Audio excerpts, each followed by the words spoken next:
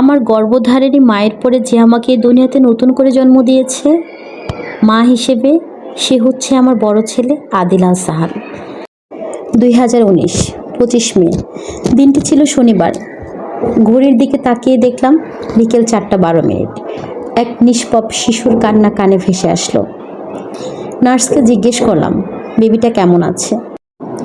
Nurse হেসে দিয়ে বলল, আপনি ছেলে সন্তানের মা হয়েছেন। সে এক অন্যরকম অনুভূতি, যেটা কিনা জীবনে আর কোথাও পাওয়া যায় না। হ্যাঁ, আজ 25 মে আমার বড় ছেলে আদিল আল সাহালের জন্মদিন। সে আজ 6 বছর পার করে 7-এ পা দিল। সবাই দোয়া করবেন আমার কলিজার টুকরা আদিল আল সাহালের জন্য। সে যেন জীবনে ভালো মানুষের সেবা করতে পারে, সে যেন শ্রেষ্ঠ নবীর শ্রেষ্ঠ উম্মত হতে পারে। সবাই দোয়া করবেন আমার কলিজার জন্য। আমি পৃথিবীর শ্রেষ্ঠ মা হতে চাই। আমার সন্তানের জন্য পৃথিবীর সমস্ত সুখ তাকে এনে দিতে চাই। আসসালামু আলাইকুম। আজকে আমার জন্মদিন, সবাই আমার জন্য দোয়া করবেন। আমি সাহেলের বার্থডে পার্টি ওইভাবে কখনোই করিনি। আমি সবসময় চেষ্টা করেছি আমার বাসায় যারা হেল্পিং হ্যান্ড ছিল, যারা সাহেলের শিশুর কাঁথা থেকে শুরু করে সমস্ত কাজ করতো, যারা ওর কোনো না কোনো উপকারে এসেছে, আমি প্রত্যেকটা মানুষকে চেষ্টা করেছি হ্যাপি রাখতে। আমি আমার সাধ্যমতো তাদেরকে গিফট দেওয়ার চেষ্টা করেছি। এইবারও তার ব্যতিক্রম হয়নি। এবার আমার বাসার যে হেল্পিং হ্যান্ড খালা, ওনার জন্য একটা শাড়ি কিনেছি। আর ওর মাদ্রাসার যে 2টা মামা আছে যারা ওকে আনা নেওয়া করে, আমি তাদের জন্য 2টা প্যান্ট 2টা গেঞ্জি কিনেছি। আমি আমার সাধ্যমতো চেষ্টা করেছি ওগুলো রেডি করে সাহালের হাতে দিয়ে দিলাম। এখন দুপুর 2টা, অলরেডি নিচে ভ্যান ভাইরা এসে গেছেন।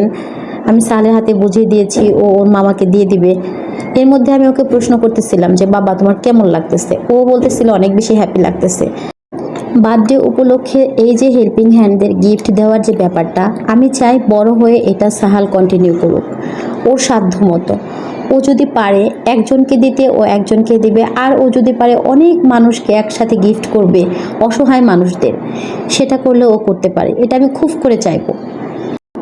জানি না আমি মা হয়ে বা আমরা বাবা মা হয়ে ওর মনের ভিতরে এই জিনিসটা কতটুকু স্থাপন করতে পেরেছি বা পারতেছি। তবে ভবিষ্যতে আমি এটা করে যাব, ও যেন শিখতে পারে যে না, এভাবে মানুষকে হেল্প করতে হয়, মানুষকে ভালোবাসতে হয়, দুস্থ মানুষদের কাছে যেতে হয়, মানুষের আত্মার কাছে যেয়ে মানুষকে সাহায্য সহযোগিতা করতে হয়। মাশাআল্লাহ, আলহামদুলিল্লাহ, আমরা যে গাছটা নিচে বসেছিলাম অনেক সুন্দর ফুল হয়েছে। দেখেন, আল্লাহর সৃষ্টি অনেক সুন্দর। আমাদের খাওয়া দাওয়া শেষ। আমরা প্ল্যান করেছি এবার আমরা নাগরদোলায় উঠবো সাহালকে নিয়ে। আমি বসেছি, ওর আব্বুর যেহেতু মাথা ঘুরে, তাই আমি ভাবলাম আমি নিয়ে বসি। সে এক অদ্ভুত অনুভূতি। আমি কখনোই নাগরদোলায় উঠিনি, এই প্রথমবার উঠেছি। আমার মাথা পুরা ঘুরতেছিল, মনে হয় আমি শূন্যে ভাসতেছি। এটাই জীবনে আমার ছেলের সাথে প্রথম নাগরদোলা আর শেষ নাগরদোলায় ওঠা। ওকে আমি বারবার বলতেছিলাম তুমি কি ভয় পাচ্ছ? তার কোনোভাবে কোনো ভয় নাই, কিন্তু আমার মাথা রাত আমি চোখ বন্ধ করে বসেছিলাম, আমার গা হাত পা একদম কাঁপতেছিল। এই যে দেখেন কতটা উপরে আমরা। তো যাই হোক, আমাদের নাগরদোলায় ওঠা শেষ, নিচে নেমে গেছি। এদিকে সে আবার ঘোড়ায় উঠে বসবে। তার যত রকমের বায়না ছিল আজকে আমরা সমস্ত বায়না পূরণ করেছি, কোনো দিকে কোনো না করিনি। আমাদের সাধ্য মতো চেষ্টা করেছি আমাদের সন্তানকে হ্যাপি রাখতে, খুশি রাখতে। সারা জীবন এইভাবে ওর হ্যাপিনেসটাকে আমরা ধরে রাখতে চাই। আল্লাহ আমাদেরকে সেই তৌফিক দান করুক, আমিন।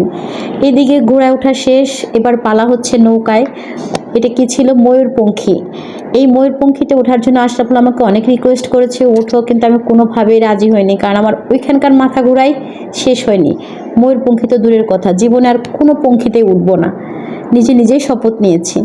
তো যাই হোক, এখানে ওনারা চেপে বসেছে ময়ূরপঙ্খীতে। আমার ছোট ছেলে একটা সময় ভয় পেয়েছে, ওকে হয়তো ভেবে দেওয়া আমার উচিত হয় না, আমি বুঝতে পারিনি, আর কখনোই দিব না। তো আপনারাও আপনাদের ছোট সন্তানদেরকে এইভাবে দিবেন না, যেহেতু ওদের ব্রেন ডেভেলপমেন্টের একটা ব্যাপার থাকে।